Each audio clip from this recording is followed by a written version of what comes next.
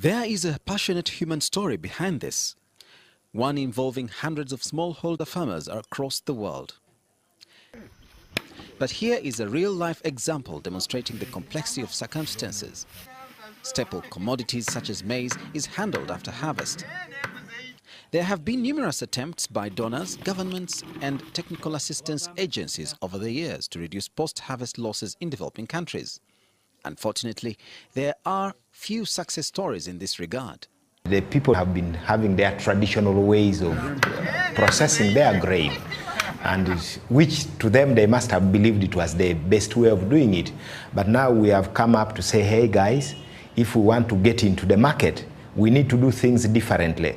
Grain farmers in Kamuli, Bugiri, Iganga and Tororo are waking to a new dawn through the Methodist Church-founded Office of Relief and Development Support, ORDS, commissioned under Purchase for Progress, P4P, an initiative of the World Food Programme. We're looking at both the spiritual, economical and social development of the person. How can we be effective as a church besides the gospel that we preach to the people? How can we ensure that they are also developing economically, socially, and other ways? I was requested to volunteer as their director for their program on the livelihood, specifically focusing on the maize value chain, because we seemed to have good ideas. I was at that time also promoting the livelihood in the animal sector under the High Heights platform. So for the maize program, I accepted to serve them at the level of director and help them actualize their vision of working with society.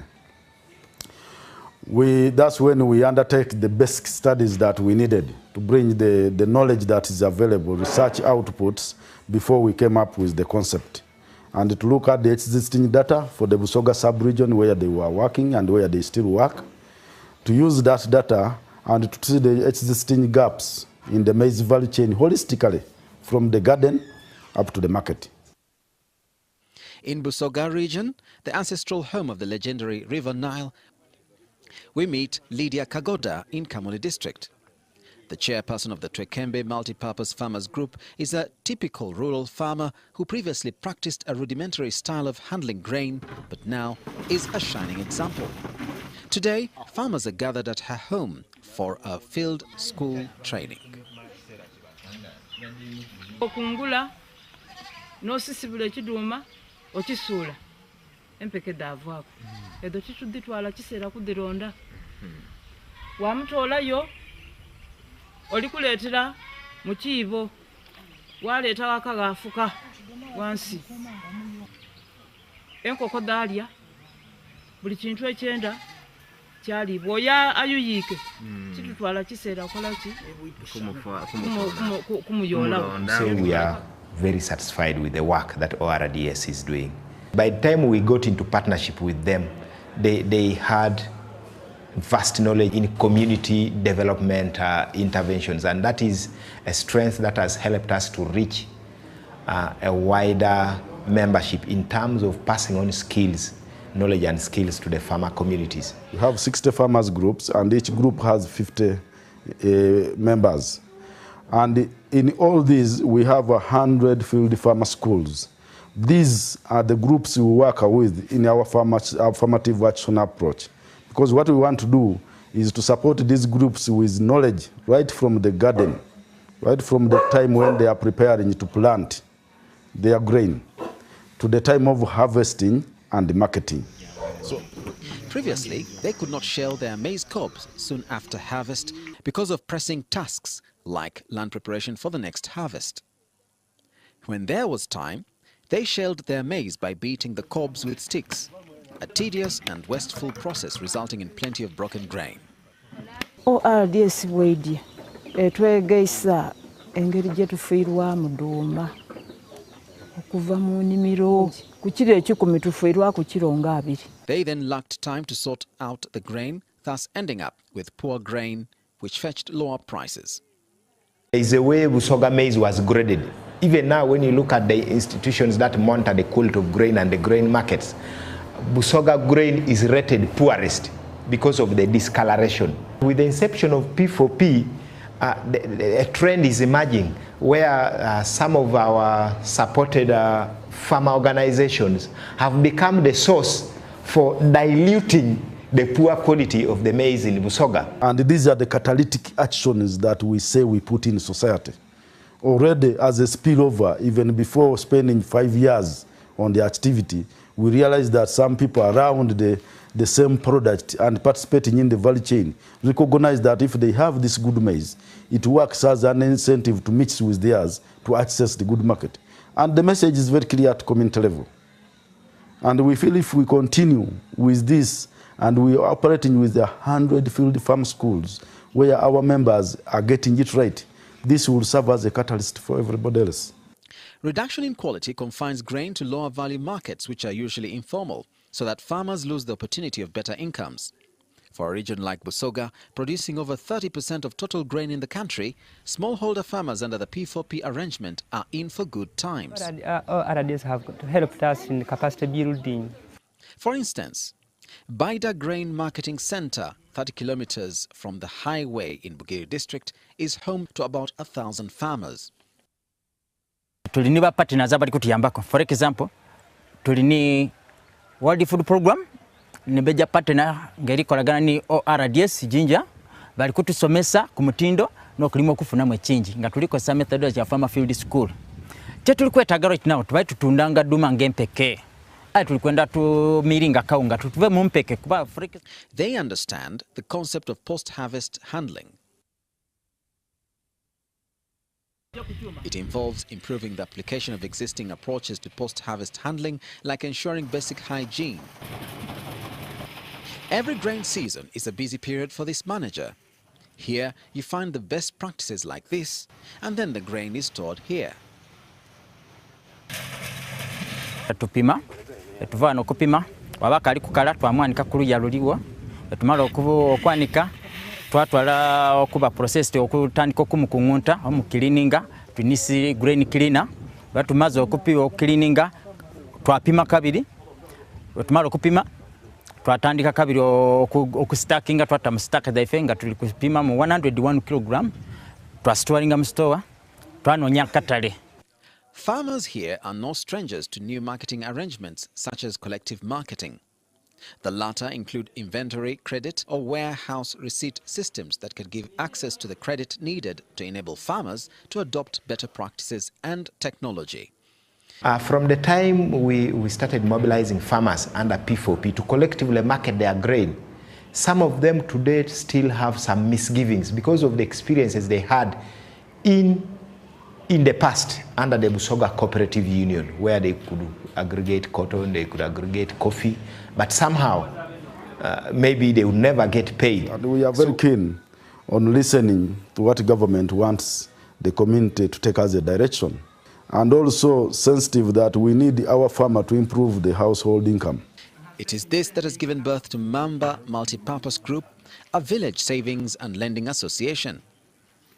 The scheme is having dramatic results. A savings culture is being built in this remote area, with farmers gaining the confidence to set money aside for the first time to save and make plans for their future. With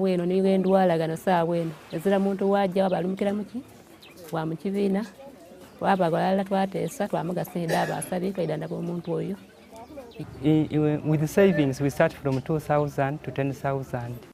In Tororo is another eye-opener. For smallholder farmers here, the process leads to adoption of better technology and requires preconditions such as a market that offers sufficient reward for better quality grain, transport infrastructure giving reliable linkage to a market, and the knowledge and skills to produce good quality grain in a commercial context. So there is a response from the producers towards the market which is looking out for quality grain. Here in Busia is the hub of quality-conscious maize trade, where business takes shape, feeding in the national and regional markets. However, the recent global market dynamics have shown a harsh light of global supply chains and has showed how the expansive webs of grain producers, suppliers and retailers have spiraled out of control with post-harvest handling transparency. Is this the result of a fair and equitable trade system? Our desire is to have farmers that we are working with transit from being purely subsistence farmers to another level.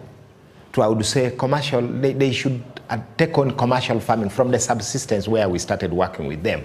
And we would also like to see the farmers go beyond just basically marketing of grain, but to adding value. We are able to link our farmers to good market, but good market at Busia, Malaba border, and the maize goes out.